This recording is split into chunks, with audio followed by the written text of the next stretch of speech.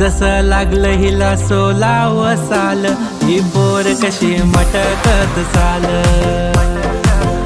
जसं लागलं हिला सोलाव साल, ही पोर कशी मटकत चाल.